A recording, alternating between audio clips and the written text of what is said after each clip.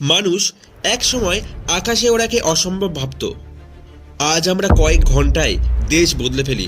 1903 সালে রাইট ভ্রাতৃদ্বয় পৃথিবীর সফল উড়োজাহাজ ওড়ান। তাদের ছোট কাঠের বিমান মাত্র 12 সেকেন্ড আকাশে ছিল, কিন্তু সেখান থেকেই শুরু হয় বিমান যুগ। প্রথম বিশ্বযুদ্ধের সময় বিমান দ্রুত উন্নত হয়।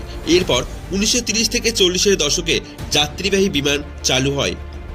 মানুষ প্রথমবার আকাশপথে ভ্রমণের স্বাদ পায় 1958 সালে জেট বিমান, যা ভ্রমণকে করে দ্রুত ও সহজ।